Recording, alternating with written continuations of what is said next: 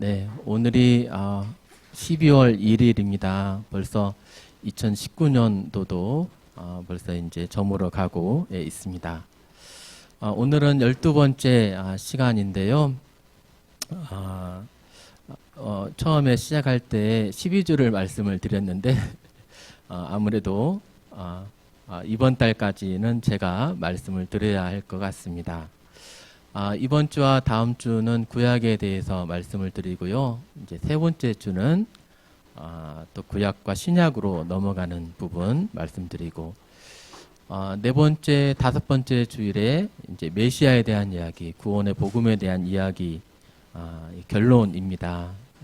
이 부분을 전해드릴 텐데요. 꼭 참석하셔서 끝까지 꼭 참석하셔서 하나님께서 주시는 축복을 누리시길 바랍니다. 오늘 12번째 시간은 이스라엘 출애굽 이후의 광야 여정과 십계명이라는 주제로 말씀을 준비했습니다. 지난 시간에 드린 내용을 잠깐 복습을 해보겠습니다. 왕궁에서 쫓겨난 이 모세가 40년 동안 이제 광야 생활을 하게 되죠. 미디안에서 시간을 보내게 됩니다.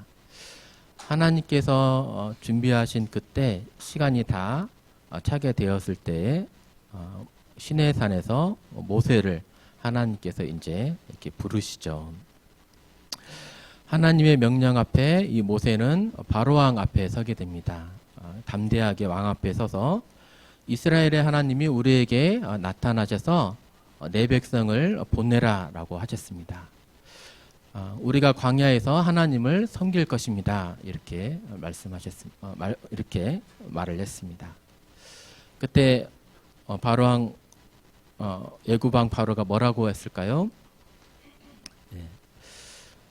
여호와가 누구이기에 내가 그의 목소리를 듣고 이스라엘을 보내겠느냐? 나는 여호와를 알지 못하니 이스라엘을 보내지 아니하리라 하면서 오히려 이스라엘 백성들을 더욱 힘들게 노예 생활을 시켰죠.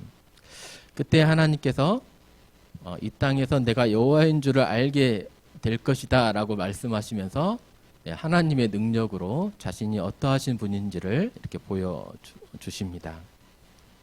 그것이 바로 애굽에게 내렸던 10가지 재앙입니다. 사실 이 10가지 재앙들을 보면 애굽에는 많은 신들이 있었는데요. 이 재앙들을 통해서 그 우상들, 애굽 사람들이 섬기고 있던 그런 우상들이 헛된 것임을 보여주고 있고, 하나님만이 유일하신 참 하나님이심을 보여주고 있습니다. 아홉 번째 재앙이 흑암의 재앙이었죠. 이 애굽은 태양신 라로 유명한 그런 나라인데요. 정말 태양신 라가 있었다면 이 흑암에서 환한 빛을 비출 수 있었어야죠. 그런데 하나님 앞에 잠잠할 수밖에 없었습니다. 하나님이 말씀하신 것처럼 사람이 더듬을 만한 그러한 흑암의 재앙을 애굽 사람들은 당할 수밖에 없었습니다. 아홉 번째 재앙을 당하고서도 그들이 하나님 앞에 순복하지 엎드리지 않게 되어서 이제 마지막 재앙, 10번째 재앙을 또 하나님께서 말씀하십니다. 그 10번째 재앙은 애굽 왕에서부터 신하들, 그 종들에 이르기까지, 또 가축에 이르기까지 처음 태어난 장자가 죽는 그런 죽음의 재앙이었습니다. 이스라엘 백성들에게는 이제 이 죽음의 재앙을 피할 수 있는 그런 방법을 알려주셨죠. 한 마리의 제물을 준비해서 그 피를 문 임방과 좌우 설주에 바르라. 죽음의 사자가 왔을 때 피를 보게 되면 넘어갈 것이다. 이렇게 말씀하심으로 죽음의 재앙을 이스라엘은 피할 수 있었습니다. 하지만 애굽 사람들은요, 이 말을 못 들은 건 아니었거든요. 들었습니다. 그럼에도 이 죽음의 재앙을 한 사람도 피할 수가 없었습니다. 왜 그랬을까요? 말씀하신 대로 행하지 않았기 때문에, 이 피를 그들의 문 앞에 바르지 않았기 때문에 이렇게 하나님의 재앙을 당하게 되죠. 이 재앙을 당하고 나서야 그들이 이스라엘 사람들을 풀어줍니다. 그러면서 이제 이 출애굽 영광의 탈출을 하게 되는데요. 이스라엘 사람들이 얼마나 기뻤을까요? 평생 괴롭힘 당하던 이 땅에서 이제 벗어나는 거예요. 미워하고 때리고 구박하던 그 무서운 애굽 사람들의 손에서부터 이제 벗어나는 겁니다. 얼마나 기뻤을까요? 아마도 춤추면서 이렇게 떠나가게 되었겠죠. 오늘은 이후에 일어난 일들을 말씀드리겠습니다.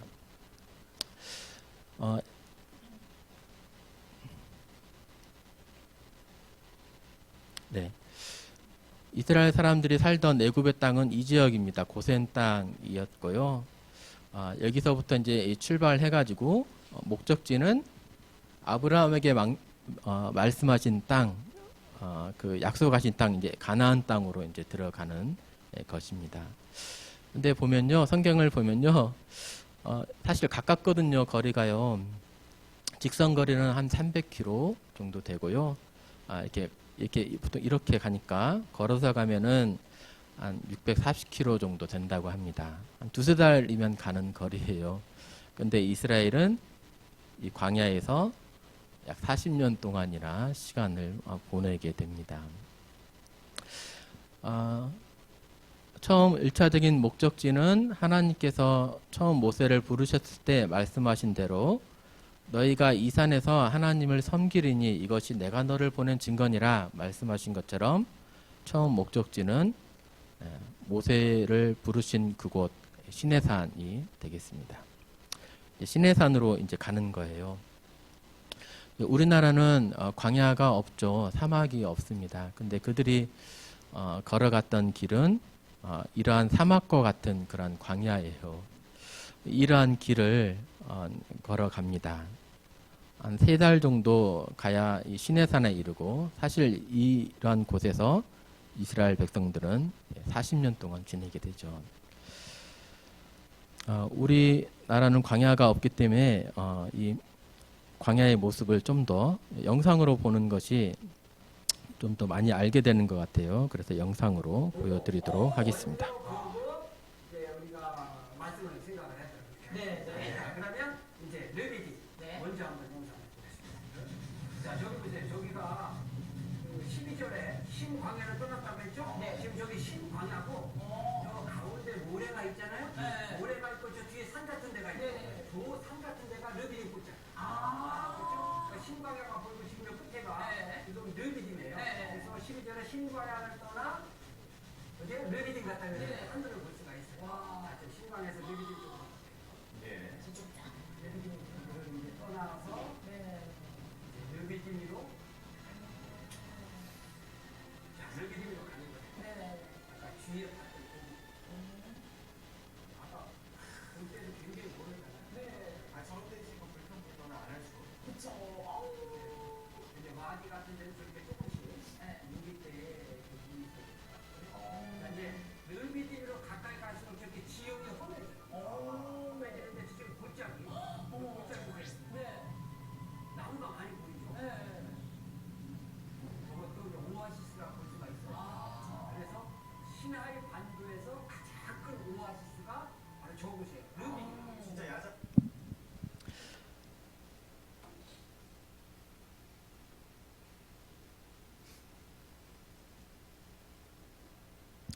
네, 광야가 어떠한 곳인지 보셨습니까? 멋있죠? 안 멋있어요? 저는 여기 가봤거든요. 광야에 가봤습니다. 이제 이스라엘 가가지고 이제 광야 체험 해가지고 이렇게 가봤습니다. 처음 보기에는 정말 멋있었습니다. 전혀 경험하지 못한 새로운 것을 경험하게 되니까 너무 좋았습니다. 근데 1시간 정도 지나서 봤더니 너무 뜨겁고 걸을 수가 없는 거예요. 모래와 바위밖에 없어가지고 모래를 걷는 것이 쉽지 않잖아요. 발에 푹푹 들어가고 쉽지 않았습니다. 근데 이러한 곳을 이스라엘 사람들은 40년 동안 이제 지내게 됩니다. 뭐 이렇게 수백 명이 아니고요, 250만 명의 사람들이 여기서 이제 살게 되거든요. 뭐 장정들만 있는 것이 아니고 많은 아기들도 있었을 거고 또 노인분들도 있었을 것입니다. 이러한 곳에서 살 수 있었을까요? 가만히 보니까 이 광야에는 뭐가 없어요? 예, 물이 없어요. 물이. 예. 그늘도 없습니다. 네. 그리고 식물도 없는 그런 곳입니다. 이러한 곳에서 사람이 40년 동안 살았다는 것이 예, 솔직히 안 믿어지죠. 솔직히 이해가 되지 않습니다. 한번 광야에 대해서 말씀을 드리면요, 광야와 사막은 좀 다릅니다. 이렇게 둘 다 황량한 곳인데요, 사막은 지력이 없어요. 비가 와도 그냥 모래뿐입니다. 근데 광야는 지력이 좀 있어서 비만 오면은 풀들이 자라나는 그런 땅입니다. 연 강수량이 50에서 한 100mm 정도 됩니다. 우리나라는 한 1000mm 정도 되죠. 하루에도 막 200, 300mm가 비가 내리기도 하는데요. 1년에 100ml가 채 오지 않아요. 사람이 살 수 있는 땅은 최소한 200ml는 되어야 된다고, 200mm는 되어야 된다고 이렇게 합니다. 결국 사람이 살 수 없는 땅이죠. 낮에는 햇빛이 장렬합니다. 50도 정도 되고 밤에는 영하로 떨어져요. 영하 10도. 저희가 갔을 때 낮에는 옷을 가볍게 입는데 밤에는 파카를 입고 또 비닐을 미리 준비해 가지고 이게 냉기가 이렇게 올라오면 몸살 든다고 비닐로 칭칭 감고 이렇게 잤습니다. 이렇게 온도차가 이렇게 큰 거예요. 이러한 곳에서 어떻게 이들은 40년 동안이나 광야 생활을 할 수 있었을까요? 그 영광의 탈출을 하면서 큰 기쁨으로 또 애굽에 있던 많은 이렇게 재물들을 뺏어가지고 이렇게 즐거움으로 춤추면서 나왔을 텐데, 그들은 광야길을 걸어가면서 정말 3일 만에 물이 떨어지게 되고 이런 목마름에 하나님을 원망을 하게 되죠. 광야에서 살아가려면 무엇이 필요할까요? 첫 번째는 뭐 목마름을 해결할 수 있는 물이 필요할 것이고, 또 뭐 식물이 없으니까 음식도 필요하고요. 적절한 체온 유지를 할 수 있는 어떤 이런 방법도 필요하게 될 것이고, 또 이러한 광야 이런 데에서는 도적대들이 많잖아요. 예. 그러한 이제 군사적인 보호도 필요할 것입니다. 아무리 생각을 해봐도 상식적으로는 이러한 사람들이 250만 명이 40년간 광야에서 살았다는 것이 상식적으로 불가능하죠. 광야에서 목이 말라서 굶주려서 환경에 적응하지 못해서 죽든지, 아니면 도적대들에게, 강도들에게 약탈당하고 학살당하면서 죽는 것이, 이렇다고 생각하는 것이 합리적이죠. 근데 성경은 뭐라고 말하고 있냐면 40년 동안 광야 생활을 했고 그 이후에 가나안 땅에서 나라를 이루었다라고 말하고 있습니다. 둘 중에 하나예요. 이 출애굽에서 가나안 땅으로 이주된 이 사건은 정말 완전히 거짓말이거나 아니면 정말로 하나님께서 살아계셔서 이스라엘을 보호하셨거나 둘 중에 하나입니다.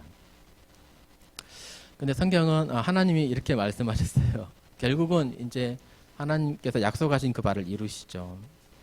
내가 애굽 사람을 어떻게 행하였음과, 지난 시간에 보셨죠? 애굽 사람들에게 10가지 재앙을 내리시면서 오늘날의 미국과 같았던 그 당시의 최강대국의 손에서 이스라엘을 건져내셨습니다. 내가 어떻게 독수리 날개로 너희를 업어서 내게로 인도하였음을 너희가 보았느니라. 광야 생활 중에 이스라엘이 쓰러진 것이 아니고요, 하나님께서 말씀하시길 독수리 날개로 업어가지고 내가 이곳으로 너희를 인도했다라고 말씀하시는 겁니다. 하나님의 보호하심 속에서 그들은 광야에서 40년 동안이나 지낼 수 있었던 것입니다. 어떻게 하나님께서 그들을 보호하셨는지 살펴보겠습니다. 첫 번째 이스라엘을 보호하신 방법은 그들에게 불기둥과 구름기둥을 보여주신 거예요. 낮에는 구름기둥이 이스라엘 진영을 덮었고요. 밤에는 불기둥이 또 이스라엘 진영을 덮었습니다. 왜 이러한 불기둥과 구름기둥을 주셨을까요? 이것도 놀라운 역사입니다. 출애굽기 12장에서 장자의 재앙이 있으면서 애굽이 항복을 하게 되고 13장에서부터 이제 이 애굽 땅에서 나오게 되거든요. 나오면서부터 하나님께서 이스라엘에게 불기둥과 구름기둥을 주세요. 그러면서 낮이나 밤이나 이 구름기둥, 불기둥을 통해서 그들의 갈 길을 인도하시고 또 그 기둥이 떠나지 않게 이렇게 하셨습니다. 광야 생활을 하게 될 때 어디로 가야 될지를 모른다면 많은 어려움에 처할 것입니다. 근데 하나님께서 앞서서 인도해 주시는 거예요. 어디를 가야 할지를, 가야 할 바를 미리 보여주시는 것입니다. 이렇게 인도하셨고요. 또 하나는 전능한 하나님께서 우리와 늘 함께 하심을 볼 수 있는 그런 상징이기도 했어요. 심리적으로, 정신적으로 지지를 해줬겠죠. 이러한 아무것도 없는 광야 가운데 하나님께서 우리와 함께 하신다는 것을 보여주시는 겁니다. 그리고 광야는 기온차가 크다. 낮에는 50도, 밤에는 영하 10도 정도 된다고 말씀을 드렸는데, 이 뜨거운 햇빛으로부터 구름 기둥이 이스라엘을 보호해주고, 또 밤에는요, 따뜻하게 해주고, 그래서 광야 생활에서 그들이 250만 명이나 되는 사람들이 살 수 있었던 것입니다. 덮개가 되게 하시고 라고 이런 말씀이 있어요. 여호와께서 구름을 펴셔서 따가운 햇살을 막는 덮개가 되게 하시고 밤에는 불기둥으로 그들의 갈 길을 밝히 보여주셨다라고 말씀하고 있습니다.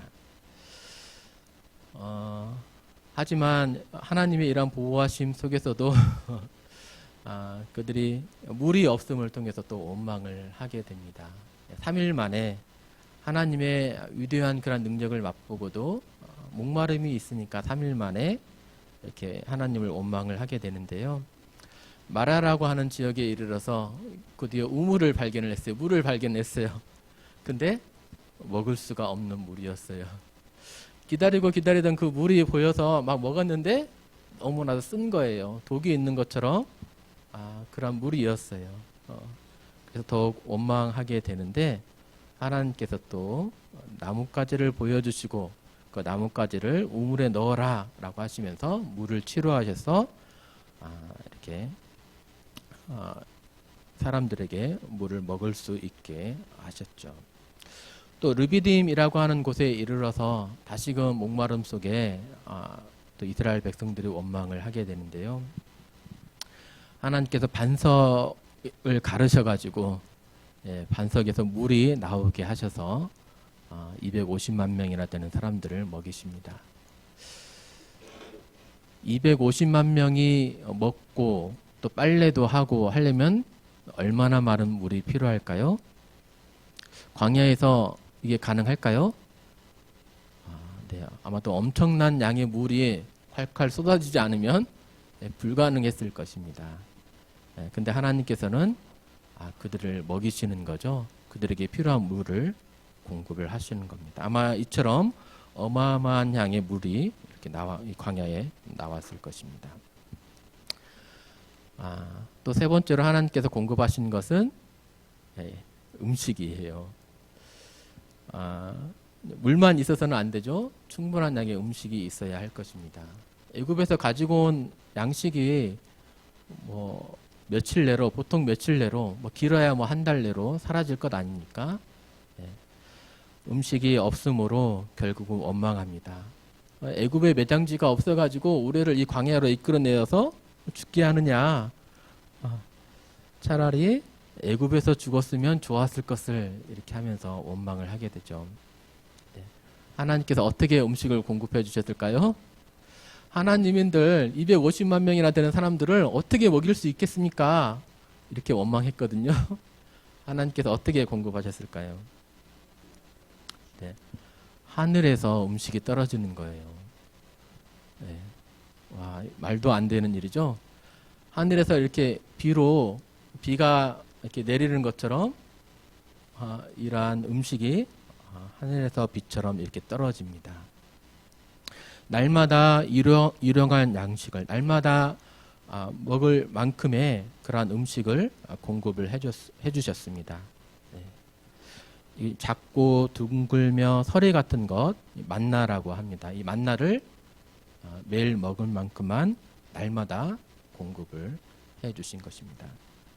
또 사람들은 이 곡식만 있으면 안 되죠? 네. 또 고기가 또 있어야 되잖아요. 또 하나님께서 또 기적 같은 그런 방법으로 또 이렇게 고기를 공급을 해주십니다. 바람을 불어가지고 이 메추리를 이스라엘 백성들에게 보내신 거예요. 그래서 그들에게 이러한 음식을 공급을 해줬습니다. 이 광야에서는 또 전쟁의 위협이 있죠. 도적대, 강도들이 있기 마련입니다. 여기에 있었던 그러한 도적대의 이름은 아말렉이었습니다. 유목민이자 약탈자이었고요. 민수기서의 말씀에 보면은 민족들의 으뜸이다 그러한 말씀이 있어요. 그러니까 이 아말렉 사람들은 약한 사람들이 아니었던 거예요. 신체적으로 뛰어난 모든 민족들의 으뜸이니까 그들은 강한 사람들이었습니다. 근데 이들이 이스라엘 사람들을 약탈하는 거예요. 이 르비딤 지역에서 이스라엘이 피곤해서 뒤떨어진 그러한 사람들을 뒤에서부터 이렇게 치는 것입니다. 아말렉과 싸우면 누가 이길까요? 아말렉 사람들은 많지는 않겠죠. 광야에 사는 유목민들이었으니까 수천 명, 수만 명이었죠. 이스라엘 사람들은 장정만 60만 명 되고 약 250만 명의 사람들이었을 것입니다. 근데 싸웠던 곳이 바로 이 르비딤이에요. 이러한 골짜기에서 싸웠습니다. 그러면 누가 이길까요? 골짜기에서는 숫자의 많고 적음이 중요한 것이 아니죠. 숫자는 별로 중요하지 않아요. 이건 정말 100% 당하는 거죠. 학살당하기 딱 좋은 그런 곳이죠. 치고 빠지는 그런 게릴라 중수를 행한다면 몰래 밤에 와서 치고 또 도망가고 또 치고 도망가고 한다면 또 싸움에 익숙한 이런 아말렉 사람들이고 이스라엘 사람들은 애굽에서 벽돌 굽고 벽돌 쌓고 하던 그런 노예임을 생각을 해볼 때 이 싸움은 정말 말도 안 되는 그런 싸움이었던 거죠. 아말렉 사람들이 이스라엘을 보았을 때는 밥이다 라고 생각을 했을 것입니다. 우리의 봉이다 생각하면서 싸움을 벌였겠죠. 근데 그 결과는 어떻게 되었을까요? 하나님이 또 이들을 또 보호하시죠. 모세가 골짜기 높은 곳에 올라가 가지고 하나님을 향해서 손을 내밀며 기도합니다. 민족의 생사가 갈린 이 때였죠. 하나님께 기도하지 아니할 수 없었을 것입니다. 그래서 손을 들고 하나님을 향해서 부르짖습니다. 가만히 보니까 손을 들어서 하나님께 향해서 부르짖을 때에는 전쟁 중에 이스라엘이 이기고 손이 피곤하니까 아프니까 손을 내릴 때에는 아말렉 사람들이 이기는 거예요. 그래서 모세의 손이 내려오지 못하도록 옆에 두 사람이 지금 손을 붙들고 있는 것입니다. 해질 때가 되어서야 그들은 이 전쟁에서 승리를 이렇게 하게 됩니다. 정말 하나님은 살아계셔서 이스라엘을 보호하신 것이 맞습니까? 이 광야 생활을 볼 때 정말 이스라엘이 광야 생활을 했다면 하나님이 살아계셨다는 것을, 그들을 지키시고 보호하셨다는 것을 인정하지 아니할 수가 없습니다. 이 고센 땅에서 시작해서 그들이 이제 이 마라 또 이 르비딤을 거쳐서 이 시내 산에 이르게 됩니다. 모세가 처음 하나님을 만났던 그런 장소죠. 이 시내 산에 엄청난 우레와 천둥과 번개 가운데 이렇게 하나님이 또 임재하십니다. 모세를 하나님께서 시내 산 속으로 부르셔서 이렇게 말씀하십니다. 세계가 다 내게 속하였나니 너희가 내 말을 잘 듣고 내 언약을 지키면 너희는 모든 민족 중에서 내 소유가 되겠고 너희가 내게 대하여 제사장 나라가 되며 거룩한 백성이 되리라 라고 하나님께서 이스라엘 백성들에게 약속하셨습니다. 세 가지를 약속을 하셨어요. 모든 민족 중에서 내 소유가 되겠다라고 하셨습니다. 이스라엘 백성들이 하나님의 소유가 된다는 거예요. 하나님 것이 된다는 거예요. 그러니까 하나님 거니까 하나님으로부터 보호하심을 얻을 수 있겠죠. 그런 안전을 누릴 수 있을 것입니다. 또 이스라엘 사람들이 사용하는 이 소유라는 단어는 보물이라는 그런 의미의 단어입니다. 즉 하나님의 보물이 될 것이다. 하나님의 보배가 될 것이다. 라는 그런 의미입니다. 하나님께서 보배처럼 너희를 귀하게 여기는 민족이 될 거야. 라고 말씀하신다는 거죠. 두 번째로는 제사장 나라가 될 것이다. 말씀하셨습니다. 제사장이 하는 역할은 크게 세 가지입니다.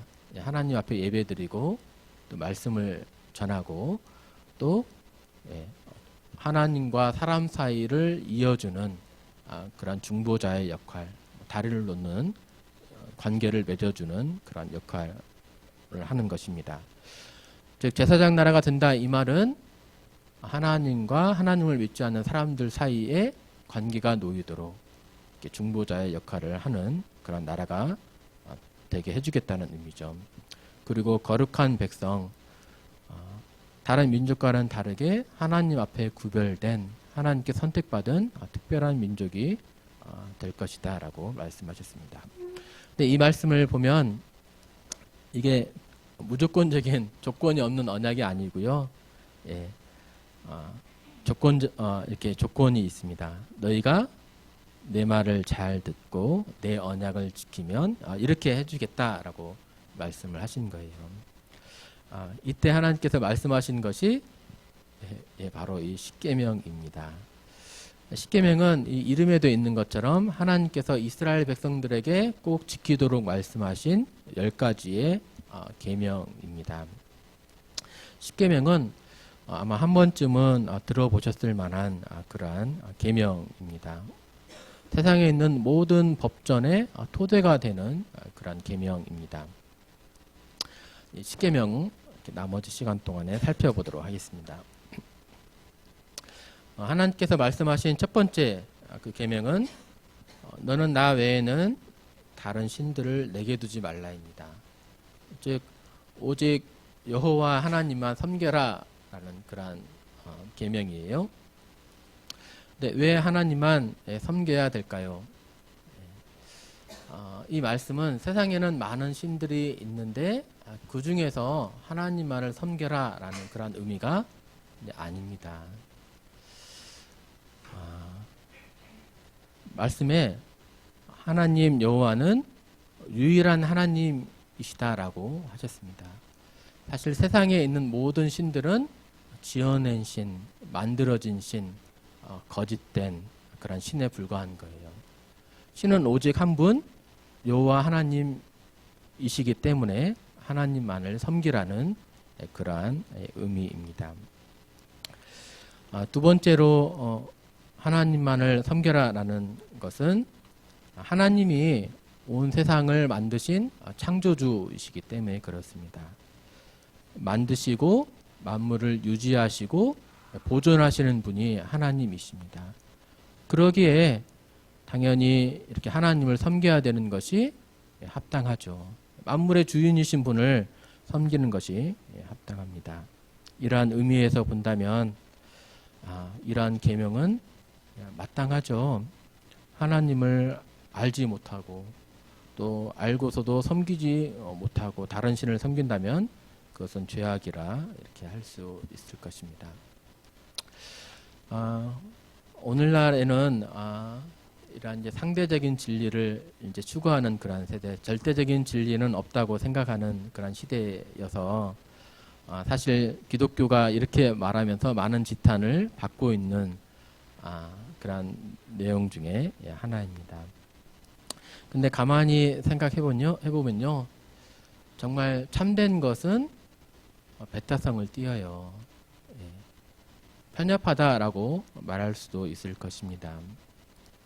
진리는 한 가지인 거예요. 이것도 맞고 저것도 맞다 이렇게 말할 수가 없는 거예요.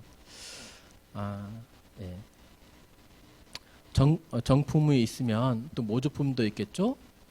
정품과 모조품의 가치를 똑같이 둘 수가 없는 것입니다. 수학적인 진리에서도 찾아볼 수 있죠. 3 곱하기 3은 9입니다. 8이 될 수 없습니다. 이 정답을 모두가 맞다라고 이렇게 할 수가 없는 것입니다. 지리학적인 진리에서도 마찬가지죠. 전주는 동경 126도에서 127도 사이, 북위 35도 사이에 있습니다. 근데 북위 34도는 안 되냐? 그건 아니죠. 거기는 이제 임시일인 거고. 또 역사적인 진리도 그렇죠. 광복절은 1945년 8월 15일입니다. 이 날이 아니면 다른 날은 광복절이 아닌 거예요. 이렇게 진리는 배타성을 띠고 있습니다. 하나님의 말씀은 나는 여호와라 나 외에 다른 이가 없나니 나밖에 다른 신이 없느니라 라고 이렇게 명확하게 말씀하고 있습니다. 그래서 이 말씀이 맞다면 다른 신은 없는 거고 정말 다른 신이 있다면 하나님의 말씀이 거짓이 되는 거죠. 사실 이 진리만이 아니고 또 사랑에 있어서도 배타성을 띠게 됩니다. 결혼할 때 이렇게 혼인 서약을 합니다. 모두 결혼하실 때 그렇게 하셨죠? 주례자 앞에 서가지고 검은 머리가 팥불이 되도록 이 여인만을 사랑하겠습니까? 물어보는 그러한 질문에 우리는 모두 네라고 대답하면서 이렇게 결혼을 했습니다. 이 여인만을 사랑하겠습니까? 라는 그러한 질문에 네, 이 여인도 사랑하겠습니다. 라고 이렇게 대답해도 될까요? 그렇게 된다면 정말 혼인서약이 이루어질 수가 없죠. 사랑에는 제3자를 인정하지 않습니다. 배타성을 띠기 마련입니다. 그러한 것처럼 오직 하나님만이 섬기는 것이 마땅한 일입니다. 두 번째의 계명은 우상을 만들지 말라. 그것들에게 절하지 말고 섬기지 말라입니다. 이 당시에 섬겼던 바알이라고 하는 우상 이 사진을 좀 갖고 와 봤습니다. 이 우상을 한번 보면서 생각해 보겠습니다. 이 우상이 사람을 만들었을까요? 아니면 사람이 이 우상을 만들었을까요? 세상에는 두 가지 신이 있다고 합니다. 만들어진 신, 만드신 신이 있다고 합니다. 사람의 손에 의해서 만들어진 신이 있고 또 사람을 만드신 신이 있습니다. 우상은 결코 하나님처럼 능력 있으신 그러한 신이 아닌 거예요. 사람의 공교한 손길, 그 재주를 통해서 깎아서 다듬어서 나무나 이런 금속들을 통해서 만들어진 신에 불과한 것입니다. 그러니까 우상은 정말 아무것도 아닌 거예요. 근데 사람들은 자꾸 이 우상을 만들어서 그것을 하나님이다라고 하면서 섬기려고 합니다.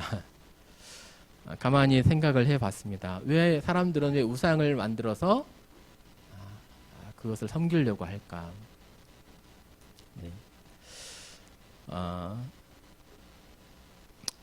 이 우상을 만들어서 섬겨서 어떤 하나님의 속성을 가두고 싶어하는 거예요. 내가 필요할 때에만, 어려움이 닥칠 때에만 가서 하나님을 섬기고, 그 어려움이 해결될 때는요, 하나님 없이 살고 싶어하는 거예요. 하나님을 뭔가 조그마한 그런 곳에 능력을 제한시켜 놓으면서 가두고 싶어하는 것입니다. 내가 필요한 하나님만, 내가 필요할 때에만 이렇게 섬기길 원하는 그런 사람의 마음에서 나온 것 같습니다. 내가 필요할 때 하나님께 나아가서 우상 앞에 나아가서 섬기고, 필요하지 않으면요, 이제 내 마음대로 하나님 없이 내가 하고 싶은 대로 즐기고 싶은 대로 살고자 하는 그런 마음이 있는 것 같습니다. 오늘날에는 이런 우상을 섬기는 사람들, 깎아서 만든 우상을 섬기는 사람들은 별로 없죠. 하지만 성경에서 말하길 하나님 대신에 내 마음을 가득 채우고 있는 것, 내 시간과 물질을 투자하면서 힘을 다해서 하고 있는 것이 우상이다라고 말하고 있습니다. 인생의 목적, 가장 많이 투자하는 것, 그것이 우상인데요. 어떤 사람은 돈일 수도 있고, 어떤 사람은 쾌락이기도 하고, 또 높은 지위와 명예를 얻는 것, 또는 스포츠가 우상이 된 사람들 많습니다.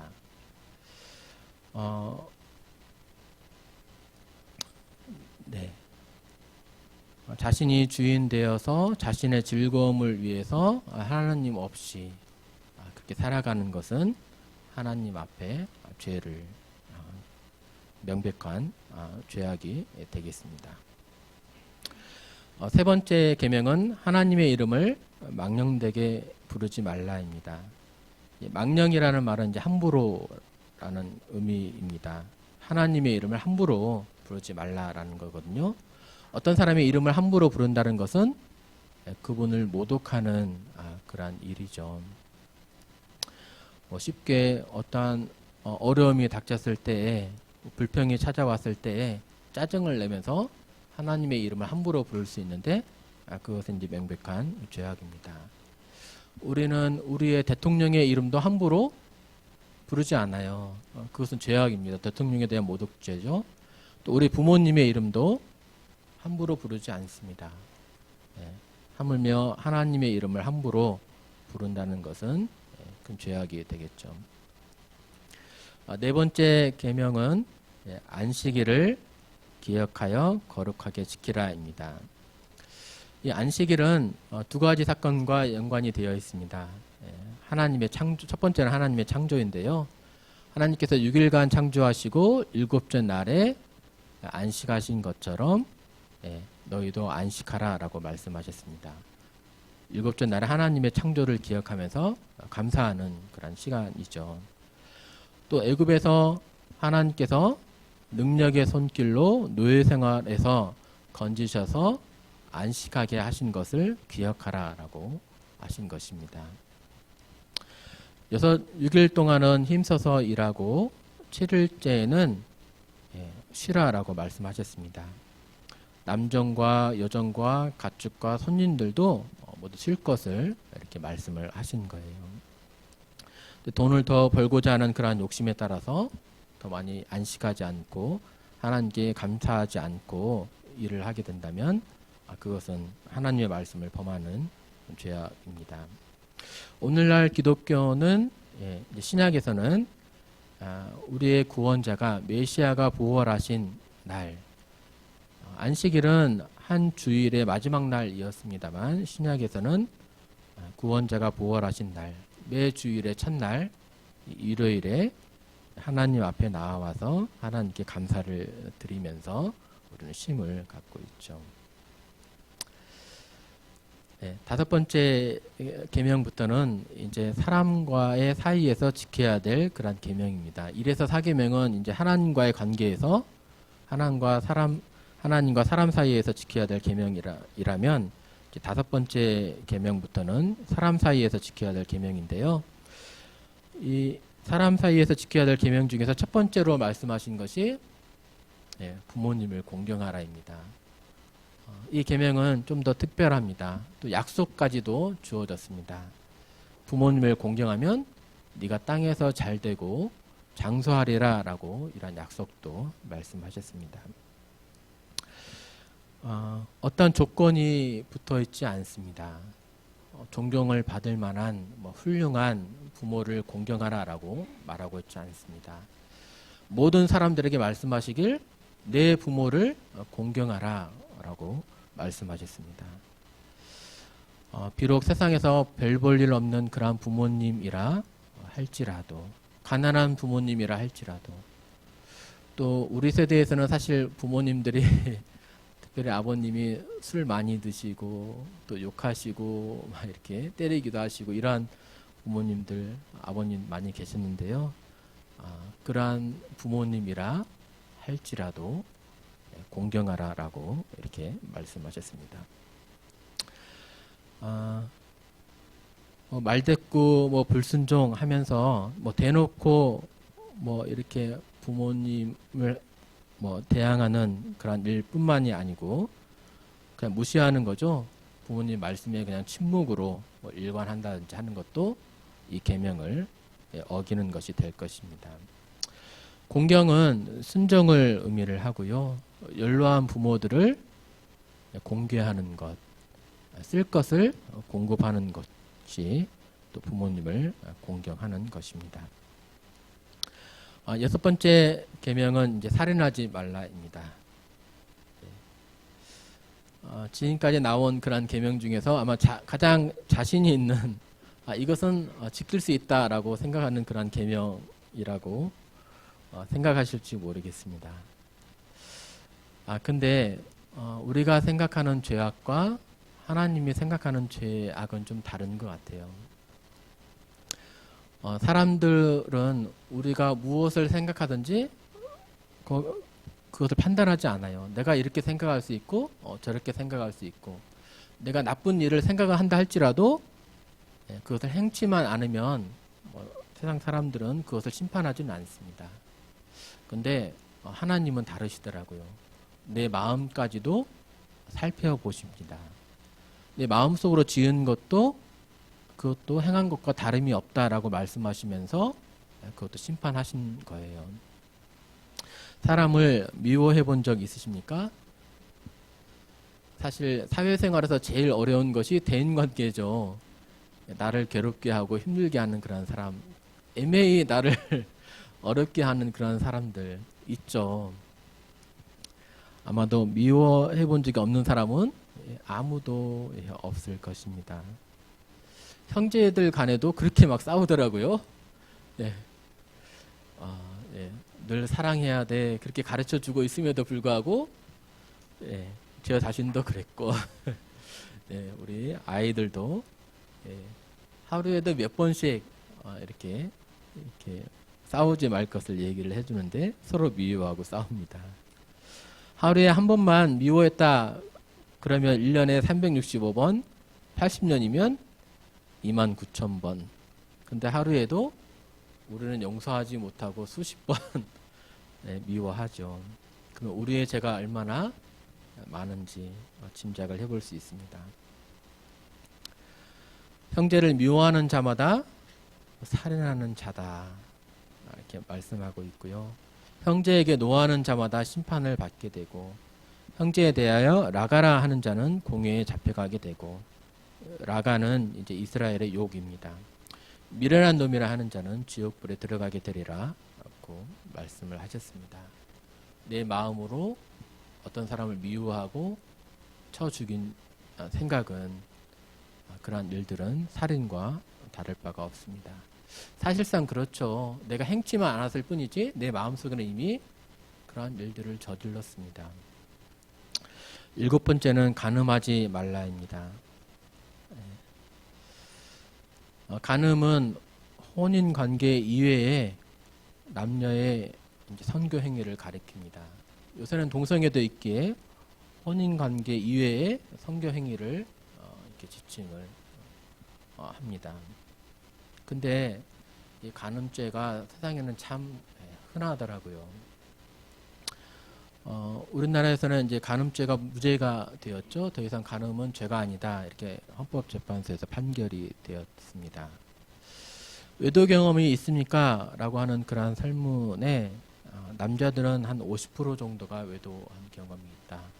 뭐 여성분들은 10% 이렇게 외도한 경험이 있다. 라고 말하고 있습니다. 나는 50% 안에 드네. 나 훌륭하네. 뭐 이렇게 생각하실지 모르겠습니다만, 근데 하나님께서는 말씀드린 것처럼 마음에 음욕을 품었다면 그것도 간음한 거라 이렇게 말씀하고 있습니다. 내 자신이 얼마나 이 말씀에 비춰서 나를 볼 때 얼마나 음란한 자인가 생각을 해봅니다.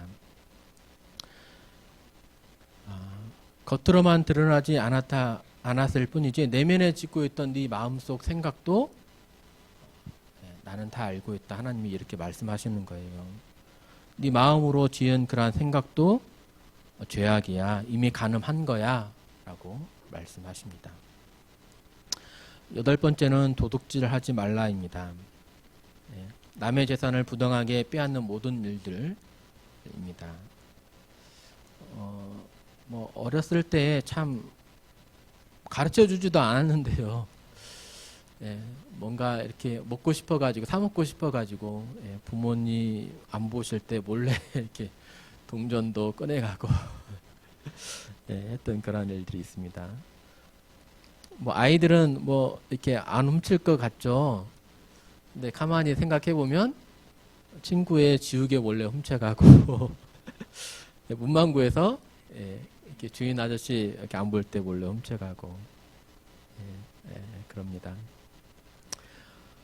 우리나라에서는 뭐 다른 건 뭐 훔쳐가지 않는데 왜 이렇게 자전거로 많이 훔쳐가는지 저도 막 자전거 잃어버려가지고 부모님께 혼나고 막 그랬었는데 이러한 것만 도둑질이 아니고요. 시험 볼 때 컨닝한 것도 지적인 도둑질이죠. 회사의 물건을 내 것인 양 쓰는 것도 도둑질이고 또 근무 시간에 열심히 일하지 않는 것, 내 마음대로 사용한 것도 도둑질이라 할 수 있을 것입니다. 왜냐하면 나는 그 회사에 내 시간을 돈을 얻고 내 시간을 준 거잖아요. 그 시간에 딴짓한 것은 사실상 도둑질과 다름이 없을 것입니다. 9번째는 이제 거짓말입니다. 거짓말하지 말라. 사실 이 시대에는 이렇게 거짓이 판을 치는 그런 세상이죠. 뭐 물건을 구입할 때, 뭐 자동차를 맡길 때에 저 사람이 정말 믿을 만한 사람인지, 나를 등쳐먹지는 않을는지, 바가지 씌우지는 않을는지 이렇게 늘 알아보고 사기 마련입니다. 또 병원에 가실 때도 그러신 것 같더라고요. 그냥 가시면 되는데 늘 저한테 물어보고 좋은 병원 있냐고, 좋은 의사 선생님 있냐고 물어보십니다. 한편으로는 조금 씁쓸하긴 해도 이렇게 알려드리는데요. 지금 이 세상은 사실 거짓이 이만큼 판을 치고 있는 세상입니다. 2014년도 한 해 우리나라에서 일어난 사기 사건이 얼마나 될까요? 사실 알아보고 나서 놀랐습니다. 한 해에 24만 건이 이렇게 우리나라에서 사기 사건이 일어난다고 합니다. 왜 그렇게 보증 서지 말라 이렇게 하시는지요.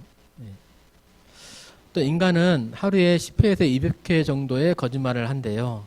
첫 대면 하는데 사람을 처음 만났는데 최초의 10분 동안 평균 3회의 거짓말을 한대요.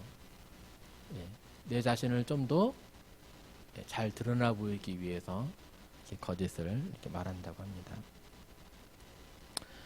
10번째로는 이제 탐내지 말라입니다. 집, 이웃의 아내, 뭐 남종, 여종, 소, 나귀, 이웃의 소유를 탐내지 말라 하셨습니다. 나에게 충분히 주어졌음에도 어떤 뭐 더 좋은 것들을 가지고자 하는 그러한 욕심이 우리에게 늘 있어요.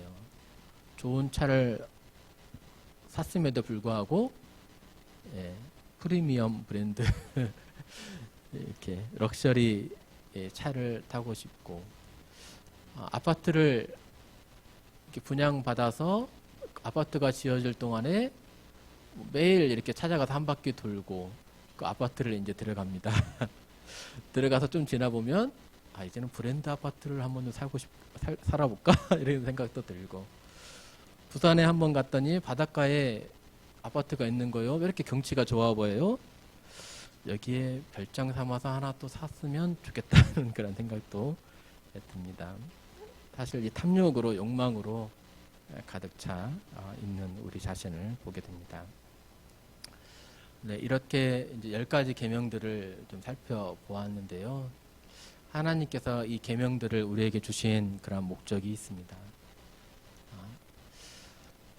이 계명들을 통해서 우리는 무엇을 알게 되냐면요. 첫 번째는 하나님의 기준을 알게 돼요. 사람과 사람 사이에 살게 되면은 나는 좀 괜찮은 사람이야. 이 정도면 됐지. 나는 법 없어도 살 수 있어. 라고 생각할 수 있을지 모르겠습니다. 나 아니면 누가 천국에 가? 이렇게 생각하면서요. 근데 하나님께서 요구하시는 그런 기준을 보여주시는 거예요. 그 요구하시는 그 기준을 통해서 나를 들여다봅니다. 거울을 통해서 나를 보게 될 때 내 모습이 어떠한지 볼 수 있잖아요. 율법을 통해서 내 자신을 들여다봅니다. 그러면서 내 자신이 얼마나 죄악된 자인지, 내가 하나님 앞에 어떠한 자인지를 깨달을 수 있게 되죠. 결국 율법 앞에 나는 죄인임을 인정할 수밖에 없게 되고, 나는 하나님 앞에 실패한 자다. 하나님 앞에 서게 되었을 때에 이 율법을 통해서 내가 심판을 받게 된다면, 나는 하나님의 거룩에 이르지 못하니까 천국을 갈 수 없고 지옥에 갈 수밖에 없는 죄인이구나 알게 되고 나를 구원해 주소서라고 외칠 수밖에는 없습니다. 사실 이 율법을 주신 것은 우리를 이렇게 심판하려고 이렇게 사실 주신 것은 아니고요. 또 하나의 은혜인 것입니다. 우리 자신을 이렇게 하나님의 눈으로 우리 자신이 어떠한 상황에 있는지 알아보게 되고 또 하나님께 모세가 전쟁 중에 하나님께 부르짖음으로 구원을 얻은 것처럼 우리도 하나님께 우리를 구원해 달라고 부르짖을 수밖에 없습니다. 네, 이상 이제 12번째 시간을 마치도록 하겠습니다. 율법만 들으면은 사실은 안 되시고요. 이제 이후부터 들려지는 하나님의 구원 계획까지 꼭 이렇게 꼭 들어보시길 바랍니다. 네, 경청해 주셔서 감사합니다.